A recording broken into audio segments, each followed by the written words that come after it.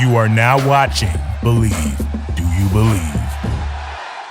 All right, what's up, y'all? This is Rudy Gay. This is Speakeasy, and brought to you by Believe Network. And today I got, how should I address you? As an honorable, great friend of yours. So my teammate, Toronto, started in Toronto, San Antonio afterwards. But we had a relationship before we even played. Yeah, we had a relationship. But it's my good friend DeMar DeRozan, man. And before we, I let him talk because that's how we roll. He talks when I ask him to. But this is probably one of the realest people I've met in my career. So it's only right that actually as soon as I came out with the podcast, he told me, he was like, "Yo, I want to be on," but I was like, "All right, we can set up a Zoom." He said, "Nah, I want to do it in person." And it just makes more sense because, y'all can see the kind of relationship we had. It's not too many people I say I'm close to or even friends with, at this point in my career. But this is one of the people I say is my brother. So appreciate having you. Appreciate you coming on. Excuse me. Always, dog. Always. You know what I mean? Whenever.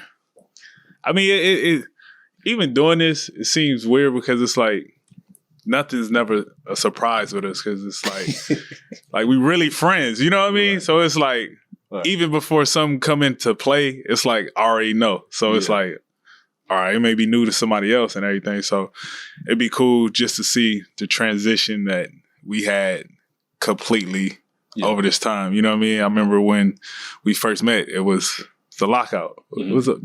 No, it was before the lockout. No, remember we was in LA playing. Remember we was playing open run. LMU. Yeah. Then we ended up being in China. That was when Meta first changed his name to Meta. That's when he first changed. He showed us an ID. Yep. So we was hooping, and for some reason, like we hooped, and we was cool from there. And the next thing you know, we ended up being in China 2 weeks. Yeah. After that, and ever since then, like been my dog, been riding with you, right, wrong, and different. Then it was crazy for us to be teammates. Yeah, the funny thing about that, I don't mean to cut you off, is Kalo was like telling me at the beginning of that season, like, "Yo, Toronto wants you, want you." I'm like, "All right, whatever." And I was thinking about, when I don't know, y'all ain't obviously a lot of people that watching this ain't been traded before, but. So I'm like, okay, whatever, cool. So like at the you hear more and more speculation about like, who's on this damn team? And I knew you were on the team, so I was like, all right, well, it won't be that bad. But I still didn't think it was going to happen. It happened, and it was like as soon as I was there, we all clicked. So that's it. But I think this is good because people don't know our relationship. People don't know really about you. They know about what you put out there. But, my podcast, I always want to give people a chance. I want to, I don't want to rush you into talking about things other than basketball, but, just talk about it, man. So like, tell them a little bit about growing up in Compton, bro. Man, obviously you got to be extremely close to me to have a full, complete insight on me, just period, from top to bottom, that really understand me. Most people look from the surface and, think I'm quiet, I stay to myself, I'm reserved. That ain't it. If we have a relationship, you know what I mean? Like I'm all the way out there. I'm goofy. I try to live my life as a kid, and that just all stems from the way I grew up in Compton. Just having that survival mentality growing up, not knowing that was the mentality that I had to have, you know what I mean? But for the most part, it was rough, always searching and trying to find a passion is something that you can indulge in and get away from all the negativity that you was faced with every single day. Yeah. So, that's kind of what it was for me, just growing up and kind of missing a lot of my childhood because being forced to kind of be older so young, which put me at this point now of being so goofy while I'm older. Yeah. So, you know what I mean? Yeah, I think that's how we kind of related because, Compton and Baltimore, I mean, they're two tough cities. And when you know, Yeah. You know what I'm saying? When you're around somebody, like, you could tell when somebody been through something, you know what I'm saying? Or have to, had to grow up or have tough skin. And, the difference between me and him is, I say, but, I'm more emotional than he is. Yeah. I'm a little more emotional than he is. So, like, things get to me a little bit more. But I've seen DeMar go through some things and be able to still play and go out there and compete at a high level. And I think that's one of the things that always, made me respect him, because, I've seen you like, we've seen each other at our lowest. For sure. So, you know what I'm saying? So, and to still be able to go out there and perform and do things without, with a smile on your face, it says a lot. But when you want to put our mixtape out? I'm ready whenever you want. You know what I mean? Listen, that's another thing. I've never talked about, or you never really talked about. It was just, I never forget the night I made you come to the studio and get on a song, and you rapped on a song and got off. You know what I mean? I'm like, yo, you lying, you rapped before. And it just became one of those frequent things. So whenever we had a chance to record a song, we would record a song. So for people out there, me and Rudy do have a little EP that we could throw out there. Man. But the world ain't ready for that. Nah, they definitely not ready. But we do got some. We do got some. Man, I waited my whole life for that verse, man. I can hear it. I mean, you left it all out on the track. I left it on the table, man. Yeah, we got some. You know what I mean? Oh no, I think I'm retired, man. I don't know. Yeah, it was a good run if it did. Yeah, I'm tired of lying.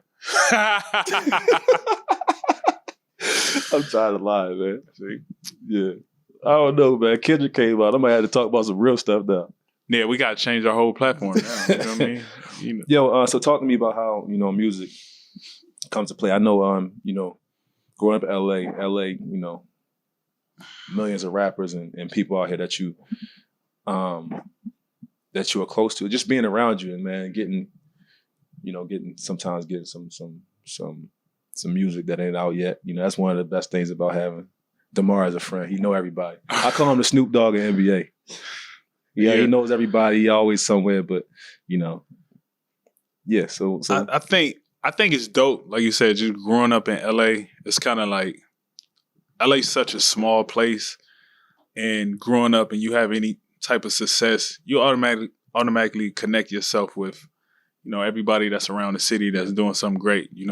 Had the privilege. Even smaller Compton. Yeah, even smaller Compton. So when you have like a Kendrick or The Game, you have certain rappers come out of that city, you automatically connected to them. You know what I mean? So first sight, no matter when it is, it's like, yo, we from the same city. We're going to stick together. We're going to support each other and ride with each other. So, that's the dope thing about me being able to, have a great relationship with a lot of these guys. And sometimes it's just me just respecting their art so much to where sometimes I just will go to the studio and watch them work. You know what I mean? And just being able to have that privilege to be allowed to do a lot of those things with some of the greats, whether if it's Kendrick, if it's The Game, people from out here having that opportunity to do that. Sometimes I get unreleased music, you know? So I heard you're supposed to be on Ice-T new album. Is that true? You got to talk about Ice-T too. We just to talk about. I would love an Ice-T album, please. Okay. All right. Let's talk about basketball though, man. Ice-T, bro. We just was talking about Ice-T. Okay? So, bro, like, been watching your whole career, obviously, and play with you, and I think I had a front row seat to see how you progress as a player.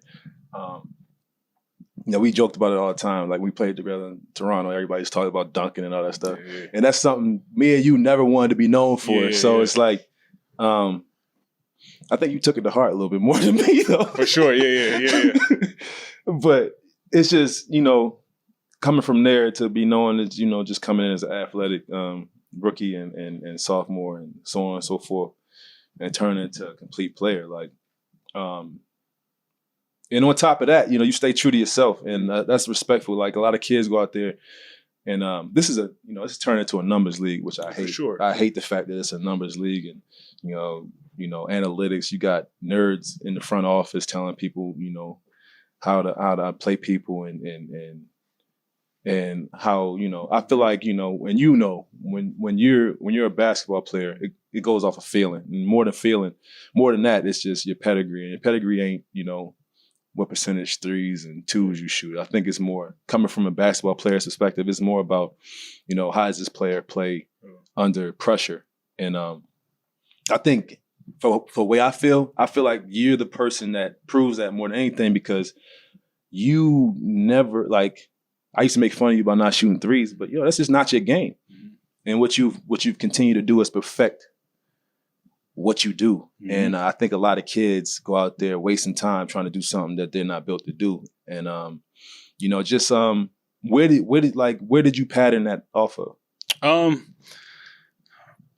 I remember having a conversation with Cole. I don't know if I ever spoke on this, but I remember having a conversation with Cole, and he just expressed to me about, mastering your craft and being true to yourself. Mm-hmm. And I just always took that to heart, you know what I mean? Whether it had something to do with analytics or not, I just took it to heart, you know what I mean? As my career, transformed, and I started going my second, third year, fourth year, fifth year, you start to kind of get a feel for what you could perfect, and kind of be realistic with yourself at the same time. It don't matter how many threes I try to go out there and work on throughout the summer, I'm not going to be Steph Curry. You know what I mean? No, it's never be another Steph Curry. Never be a Klay Thompson. Those guys are great at what they do. That's like telling some Steph Curry, work on your athletic ability. Next year, you better come out jumping like Vince Carter. You know what I mean? You got to be realistic with yourself. So for me, just staying true to myself, mastering my craft, and me falling in love with what created the game. All the great scorers, if you go back and look at them from the 80s and 90s and 2000s, how they was able to score, that's a lost art that kind of get pushed to the wayside because so many guys are shooting threes now. And, I just indulged in that and just figured out ways to continue to master and get better at that, and I just stuck with it. I always thought analytics was sort of bullshit, because at the end of the day, you can't measure someone's heart with analytics. I feel like that's what it is, man. Like, people's pedigree should be, what are they, how they play under pressure. Right. Like, do they crack? Do they need this person? How do they play with this person? I think that's more than anything. Obviously, if there is a formula to winning games, but, more than anything, you need those people that know how to get it done. It's funny because when I tore my Achilles, I called Kobe too, because you know how we are. Whenever somebody go through the same injury, we always call him. And I was like, Kobe, man, how'd you get back? He was like, man, you just always gotta, when you have so much, I'm not just saying it to say it. Right? He actually said this to me. But you have so much talent, when they take something away from you, just focus on what you're good at. And he told me just get better at what you do and get better at that. And I'm saying that to say, like, that was probably Kobe's generic answer because he told you the same thing. It'd be so generic. It's like he practices. It's like that's his throw-out It's thing. so generic, but it'll hit you later, though. You know what I mean? But it'd be so generic in the moment. But yeah, it's the same thing. Rest in peace, Kobe. Yeah, rest in peace. Rest in peace. What kind of impact did he have on your life? Not even your career. I mean, honestly, outside of my father putting the ball in my hand, by the time I was 16, first of all, my imagination came from watching Kobe at 7 years old. You know what I mean? That was the one player that I could consistently watch. And I remember crying when he shot all them air balls versus Utah, in the playoffs. Damn, like, how old are you? Like 17, right? No, I wasn't 17. You probably 7. I was like 7, 8 years old. Yeah, crying at 17. I remember I had that emotional connection with him being my favorite player and, trying to emulate everything I see him do to translating over to being 16. Now I'm in the same gym with him, building a relationship with him through high school, learning from him. So he was very instrumental to me because he gave me the belief and confidence that I could accomplish whatever it is if I put the work to it. You know what I mean? So I got to give him so much credit when it comes to that because without him, I for sure I wouldn't be the player who I am today. You know, just having the right mentality, work ethic, and understanding on how to approach the game, and you know, being patient with it. So Kobe definitely was everything for me. Yeah, I'm just hearing you talk. This is weird for me because I don't think we ever had a serious conversation. No, we never had we would have been arguing by now. Even in the games, we never had like a serious. Well, we've had serious conversations, but somebody always say a joke or something. We end up laughing about it. Funny thing is, like, yo, we're both Leos, and I don't know, like, how, I don't know if people, like, I don't know how y'all feel about like horoscopes and stuff like that, but you into it? You believe in it? Nah. We've had this conversation before. Nah, I'm not into it like that. Yeah. You know what I mean? But I see certain things that I can relate to it, but I'm not fully into it like, oh, you a Capricorn? I knew it. Like, you know what I mean? Like, I ain't into it like that. No, I feel like everybody, like, you know, somebody say like that's a trait, and they be like, oh, like Leo's like, oh, y'all aggressive and all that stuff. Y'all take charge, but I just take to whatever I like about the characteristics. Like, oh yeah, that's me. You know what I'm saying? Exactly. Yeah. I mean, it's all relative though, and that whole conversation didn't make any sense. Or I mean, most of your conversations don't make sense, but I understand you. I hope they understand you, but I get you. All right, let's talk. Just about slow it down a little little bit. Okay, so Chicago, man. So like you know, this is your first year in Chicago. Had a great year. Mm-hmm. I say found yourself again. Or found yourself a home. We all talked about the process of you getting there. You know, that's neither here nor there because it doesn't matter because you're Chicago Bull now. How does it feel? Like everybody knows about Chicago. When you go to Chicago, we call him Big Ump, we call him whatever. How does it feel to play in, you know, I wouldn't say his shadow, but his footsteps, you know what I'm saying, in that city? I mean, it's amazing. I'm not even gonna lie to you. It was a lot of moments this year where it was completely like surreal, you know, because it's times you out there, you got the free throw line, you get an MVP chance. Right. You know what I mean? Like this is exactly the same arena Michael Jordan was in, you know? Like he getting them same chance. Like everything. So it's like, you know, just even driving to he would win it though. He did what? I was pushing for you though. Yeah. He would have won it. But just you know, more than anybody, you know how, you know, our previous years was. So to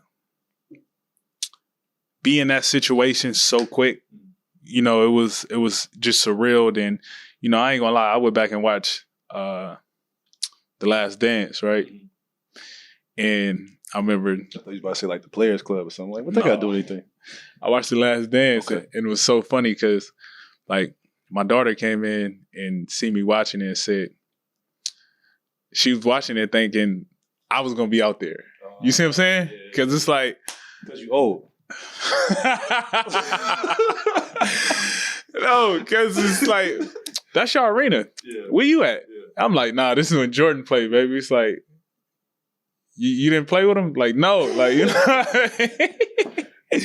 But, you know, I just say that to basically say, you know, it's just crazy to be in that same atmosphere, walking those same walls that, you know, Michael Jordan built and everything. So it definitely was dope. Look, I've known you going on, almost 11 years now. Mm-hmm. How hard was it for you to change your number? Oh man, I was devastated. Like I was devastated, but at the same time, like I felt it was necessary just for the simple fact of like, all right, this is really my first opportunity and chance to get to pick where I want to go. You know what I mean? So start something new and not live with all the ups and downs that came with wearing number 10. You know what I mean? But in a moment, I was like, you know what I mean? Branding and all that, you know, you had to switch it up. Comp 10, you know. Comp 10 and everything. But now, you know, Comp 10 is like, okay. People hear you talk, like, that's the thing. I know you. I feel like people don't really know you like they should. Like, you know what I'm saying? Like you like the mystery man in NBA. Like, you know, a lot of people go out there, you're not really into social media. You don't really You know, you have the things that you care about, but it's not. You don't feel like you have to be everywhere, or be seen all the time, like some of the other NBA players. I don't want to say no names, but so they like the attention. You know what I'm saying? But you know, I feel like this is a time for you, you know, to explain yourself and put what you want out there. No, explain, like, talk to me about content. Like, I've seen, you know, I wear the merch, you know what I'm saying? Yeah. They try to jump me in, but I won the fight. No, you honorary. You in there. Okay. Yeah, that's, you ain't got no choice. Yeah. You ain't got no choice. All right. Talk to me about it, man. And it's like, honestly, like, I at first I just thought it was a bunch of your homeboys around, but like, it's really family. Yeah. It's like, I mean, you know, it's like everybody around me is a product and a foundation of the environment that molded me. You know what I mean? So when it comes to the whole Comp 10 brand, I try to build that off of everything that created me, my morals, my understanding, my toughness, my mentality. And that's all I see that's around me, and continue to try to build that up and, you know, try to put that in the brand, you know, whether if it's certain landmarks that, you know, we crossed every single day growing up, you know, where to go, where not to go, you know, dealing with gangs, you know, and trying to turn everything into like a positive moment. So, I mean, there's a positive to everything, man. I mean, it's a big stigma with you know, LA gang. Well, you know, it has its, you know, everything, you know, has its issues, but you know, there's a big stigma about it, and I feel like it, you know, that's part of it. Like, yo, yeah, you know, you grew up in this area. We talked about this all the time. Baltimore, maybe now, but when I grew up, it was just, you know, people, every man for yourself. Like, I felt like the way you explained growing up in Compton, it was like, yo, you got to be a part of something. You know what I'm saying? Mm-hmm. You know, just to have people have your back. Mm-hmm. You know what I'm saying? And either way, I don't think either way is like ideal. You know what I'm saying? But you know, it toughens you, it hardens you. And I remember that time you took me and you was in a car. We was in like a Maserati or something. He's like, yo, ride me real quick. So we in LA, I'm driving. I'm saying, like, it's getting a little rough. He said, so we walking. He's driving. So, you know, so I say, welcome to Compton. I'm like, okay, we're here. All right. So then he leaves me in the car by myself. He said, I'll be right back. I'm like, bro, I'm not from here, man. Don't leave me in this nice ass car by myself, man. He left out, I locked the door and everything. I'm like, man, these do not know me around here. Somebody come to me and ask me something from one of them movies, man. I don't know how to answer it. I damn sure did. I ain't gonna lie. I did. Where you stay at? I had to handle something. Where your daddy from? Yeah. Where your granny stay? Where your granny stay? I mean, you listen, man. Every time I took you around, anything to do with me, they love you like you me. You know what I mean? I saw the same car driving around a couple of times. I'm just letting you know. I was checking your glove box, making sure. Man. But nah, man, it was good to, you know. That's why, like really, this is my dog. So, you know, I trusted that, and I make fun of it. But you know, vice versa. Remember, he came to my gym. Remember for years, you always used to try to get me to go to Baltimore, and you finally got me there that one night, and I almost didn't even get in the car. He pulled up. He's like, man, y'all still drive Hummers out here? So you know, we switch, we flip flop. Yeah. Okay, more about Chicago, man. So like, you know, I feel like for a lot of the players on your team, you were, you know, obviously the other statesman, but you know, how'd you go about taking on, even in San Antonio, like, you know, you had more vets, but like now you are the vet on that team. Yeah. And a lot of the younger guys, you know, you have a lot of younger talent. You have, you know, you and Vooch played college together though. Yeah. But Zach, Lonzo, you know, how did it feel taking on that role with those guys? You know, obviously it's a new era, and you know they've gotten everything they wanted out of basketball. But you know, how did it feel to have to lead them to something bigger and even on to the future? I mean, it was great. I mean, I had a hell of a, you know, learning experience. Obviously, you know, when we was together for 3 years in San Antonio, you know. I mean, it's Pop there, so like as much as we try to teach, you still have Greg Popovich there. Yeah, so you try to take from different experiences, and for me for the first time in my career, be the oldest player on the team, it was new for me. But in all honesty, those guys made it simple. Lonzo, Zach, all those guys on that team was incredibly like great teammates, and they made the job easy. Only thing that I could say was the choice of music sometimes was completely different. But other than that, man, they was dope, man. It made my job easy. They made it fun. They made it cool to come to work every single day. Plane rides. I don't think I didn't sleep on one flight this year just because we was up playing cards, listening to music on the plane, whatever it may be. So it was always cool. It was cool. They made it easy. Yeah. So playoffs going on. Obviously, when you've been in the league a long time, you have people that you actually know that are playing and are not even know, like cool with. We all know each other. As far as how it's going, what do you think? What two teams you think coming out of both?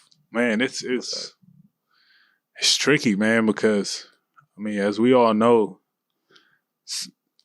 a lot of luck coming to play. Who's healthy? Like it's tricky, man. Usually before you could go out there and say, this team winning. It's hard, man. All these teams that's in it, shit. Anybody got a chance to win it, man. Teams playing at a high level. Nobody fear nobody. You know what I mean? So to me, it's just about who get hot. And I'm not trying to give a politically correct answer. No, I get it. But it's really hard to say, bro. You know what I mean? Like it could be a surprise if anybody win it. Like, damn, nobody picked them to win it. Nobody picked. I mean, unless it's if Milwaukee get all the way, you know what I mean, or maybe Golden State. But shit, the way Miami playing. Yeah, shout out to Kalo, man. Kalo, yeah, shout out to Kalo, PJ. Yeah, PJ. Big Jimbo. Jimmy. But yeah, it's like the way they playing is they confidence at an all-time high. They know exactly what to do. They play extremely hard defensively. It's hard. I mean, Boston looking.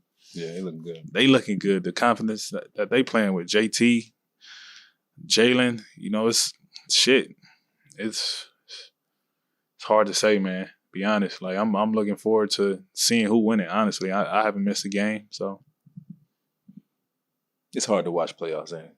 Yeah, it's hard. It's hard. So I try to flip my mindset into fan mode. You know what I mean, and just being a fan of basketball. I want to see what happened and not read about it. See, this when we kind of like. Yeah, I can't watch. Yeah, you can't watch. Like I can watch. That's when jealous. Yeah, Maybe I'm just jealous. I'm not. Am I like? I wouldn't say that. You more so. We both stubborn, but you brat stubborn when it comes to a lot of things. And that's what we always used to argue about little stuff because I'm like, bro, why are you putting so much energy in the caring and this is an actual conversation. That's so much. Like, let it go. Like I don't know how many times I done told you, like, bro, stop putting so much energy into that. It don't matter. But everybody got a reason they're here, man. That's one of the reasons why I'm here. I put true. That's what I true. But I'm petty. Nah, that's your problem. Petty human being. I'm sorry. No, bro. I didn't see petty in your own way. I'm petty in my own way for sure, but I didn't see you eating dinner mad because of something that just happened on TV screen. Like, bro, let it go. Like, come on, man. Like, enjoy to be mad after you eat. You know what I mean? At least I'm that person. I enjoy a meal. We laugh, joking, blah, blah, blah. But when we walking out there, I'm be mad as a motherfucker. No, let me tell you something. Let me tell you something about this guy here. This guy is all good. You know what? I everything I said before is bullshit. Let me be real about this guy right here. This guy right here is all good until he blows up. Oh, yeah, of course. When he blows up, it's like, yeah. Of course. I mean, we all got a breaking point, bro. Listen, we all have a breaking point, man. Come on, man. Like, I know. We seen the nicest guy slap. Let me not go there. slap across the world. Yeah, you see what I'm saying? Someone you never expected. We all have a breaking point, bro. That's all I'm saying. Who am I? Kendrick said something about that. Yeah, you know what I mean? Like, who am I? You know what I mean? Human. We all human, bro. You know what I mean? You try to be, but so let me. Nah, bro. I can't. I can't. I'm stopping you. See, you the type that I would have grabbed you before you got off that seat to go walk up stage to slap somebody. You see what I'm saying? Yeah. Because I could see it in your body language beforehand. So I'm you know what I mean? I'm that friend. You know what I mean? Like you what's his name? Denzel Washington. Yeah, before that, bro. Before that? Yeah, before that. Before okay. I'm gonna already know, like, all right. Man. All right. Like it's like somebody if somebody bother you, I'm gonna know, like, damn, let me get in front of Rudy because I already know he about to snap. See, that's him. Me, I'm like, okay, he's proactive. Yeah. I'm reactive. Yeah. So like, and that's the biggest difference between me and him. Like, okay, he would have stopped me before I walked up there. I would have escorted you out so nobody else touched you. Afterward, you smacked him. Right. That's the type of person I am. Perfect example. Like, leave him alone. He good. I got him. Perfect example. I mean? And every time that happened, when you calm me down, I don't give you no resistance. You're right. You got it. Let's get out of here. You want to be mad for 2-3 hours? Like, let it go, dog. Days. That's what I'm saying. Let it go. Let it go. Well, I'm older now, man. He's still the same. Yeah, it's something. Yeah. Let it go. Yeah. As always, man. I appreciate you, brother. Man, always, man. I see, like, honestly, this is the most candid conversation that we could have that's being taped. Obviously, we could say more, but we said a lot more. We could say a lot more. We could go on for days. This is my brother, man. I appreciate you. I appreciate you coming out of your way. Even though I flew all the way to LA to I appreciate that, man. To meet with you, but I appreciate you coming on and supporting your brother, man. Always, dog. You know it. Oh, I know what we could talk about. What you got? I forgot. This is a big one, man. Pause. Let's talk about mental health. Like, I don't want to talk about your mental health. All right. Let me speak on that. Like, this is something that, especially in the Black community, that is frowned upon. Speaking up on mental health and swallowing your pride and really saying, look, I have to deal with this. And it's even bigger for somebody like you to come out because, people like you probably one of the biggest people to come out of the city where you're from. Mm-hmm.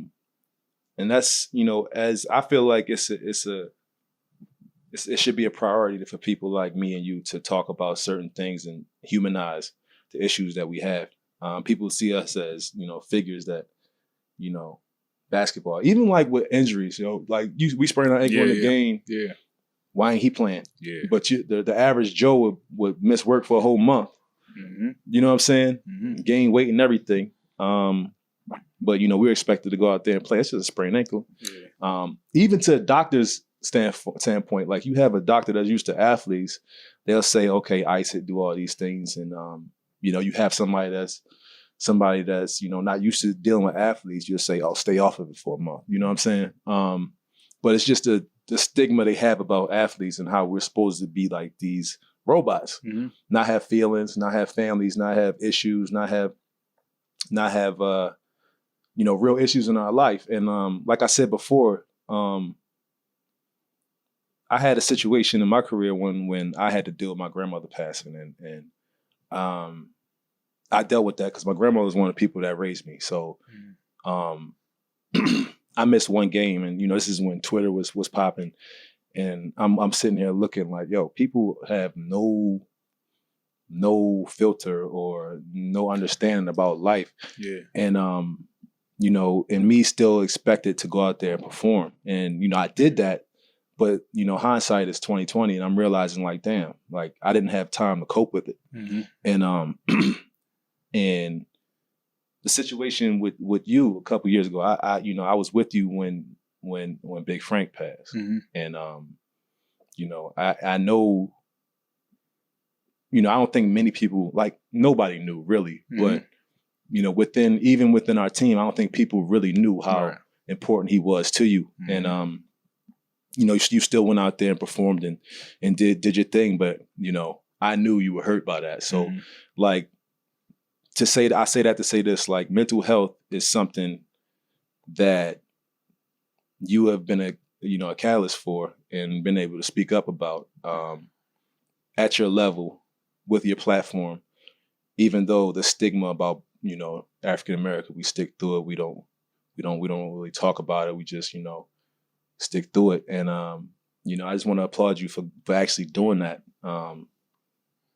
You know, I've seen you both go through things and still be able to do things. And I don't know how you do it. I don't know what kind of you know things you do. And we talk about I need anger management sometimes, but you know, you just speak on like your path and how you've got to where you are from that. Yeah, I mental health for me, it wasn't something I completely understood until 5 years ago, honestly, because like you said, you know, the way we grow up, we're taught, you know, to be tough. We taught not to cry. We taught to get up and shake it off. You know, we taught all these aggressive tactics on how to get through not showing emotions, when the one thing that we all have in common as humans is emotions. And if you push that to the wayside, unconsciously it's going to build up and it's going to create a boiling breaking point for any person to overreact. Then you know what you get after that? Oh, what's wrong with you? Why? Right. Not understanding that it's such a buildup of things that we probably internalizing, we don't speak about because we're ashamed to speak about, or we feel like we'll be judged for or looked at being weak. And, you know, these things was never a thought of mine growing up, because it was always like, oh, I'm in an aggressive environment. I'm supposed to be aggressive. I'm supposed to meet aggression with aggression. Yeah. I'm not supposed to speak about my feelings because I'm not going to allow you to have one up on me. Right.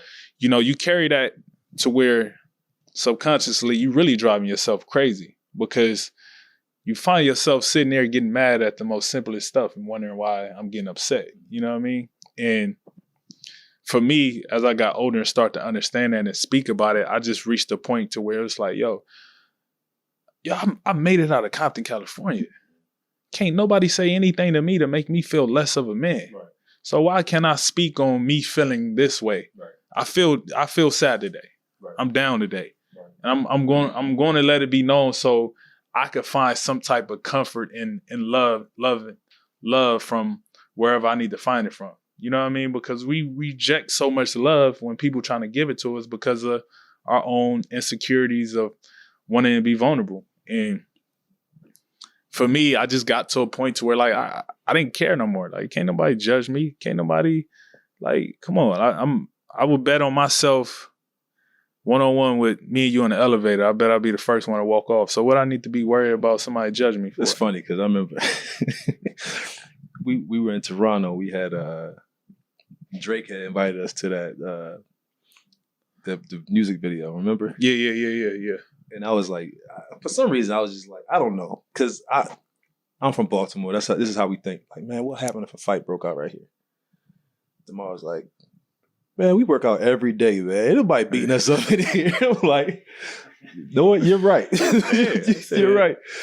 I mean, I don't know. It's just like when you grow up like me or him, it's like you always got it. I always think the worst out of everything. Like, what could happen? This could happen. This could happen. Like, I size people up when I walk into a building. Like, I forget that I'm 6'9", 250 pounds. Like, it doesn't matter, because honestly, where I'm from, that doesn't matter either. Because I've seen the biggest people drop, especially when they got a gun in their hand. So, it's just those are the things that like we have to think about that I don't think is normal. For sure, yeah. For a human being to have to think about walking into a building or something like that. Yeah. Like with were you surprised to see how many other people were? I was. We're dealing with the same things? I was. I mean, because me and you've had conversations about it. I really was, bro, because, in the moment of me doing my selfish act, I didn't think I was reaching out trying to help others. Yeah. It was just really me like lashing out, putting my chips on the table, not knowing that, damn, everybody else gonna do it. But once you realize that and see the effects on it, then you can understand on how to help. Like, damn, this is really more helpful for other people and me at the same time. So I'll be lying to you saying if I said like, yeah, I knew this was going to do that. Like I just had my selfish act of putting my feelings out there on the table and not caring anymore. You think that's selfish though? Or selfless? So that's a great way. That's a great way to say it. Like it's definitely selfless after the fact, but in the moment you look at it like I'm upset. I'm about to tweet this. Okay, so in the beginning you just felt like you was just letting stuff go. Like, yeah, fuck it, this is how I feel. Bam. Yeah, because I had that moment of that short window when usually I put logic into play and I kind of sit there and let my feelings marinate. I jumped out the window and just was like, fuck it. Then you wake up and was like, damn, what the fuck did I just do? You know what I mean? You were selfish. Like, you were selfish. So, you know what I mean? Not going about it in a better way. Right. You know what I mean? Instead of, because, granted, you have a lot of people worried about you because people close to you and be like, man, damn, what's going on with these? You seen what he tweeted? Mm-hmm. It's so uncharacteristic because I don't do nothing like that. So when I do it, it becomes like, damn, you could have came and talked to me. Right. Then, I seen that effect of people close to me saying like, damn. But see, that with me, that still feel like, I still fall back from that because like you said, you don't want too many people to know. True. Like, and I don't know. That's just something that that I felt like when you came out and said that, it was easier for me. Like confide in the right people. Yeah, for sure. It's definitely the right people. But think about it. When the last time you had just a real emotional, honest breakdown conversation, say with your mom. You know what I mean?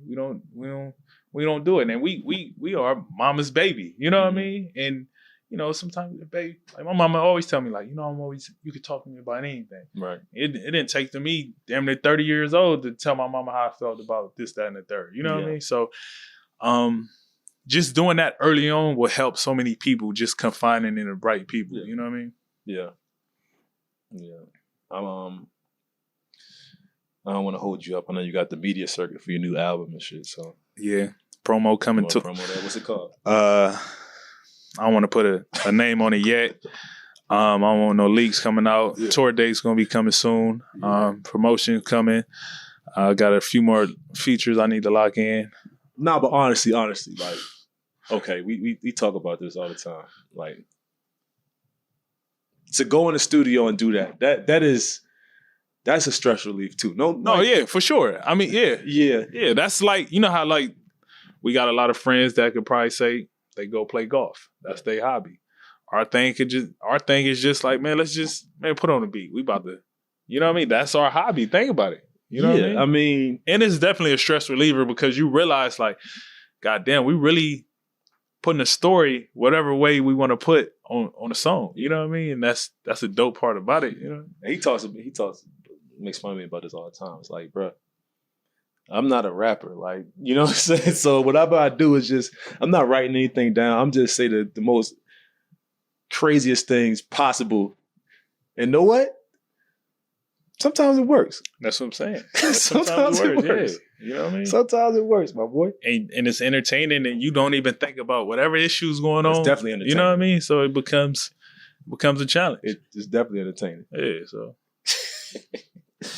Nah, man, but I appreciate you, D, man. I don't want to take too much more of your time, man. But this is a Speakeasy, man, brought to you by Believe Network. Appreciate you. Yeah.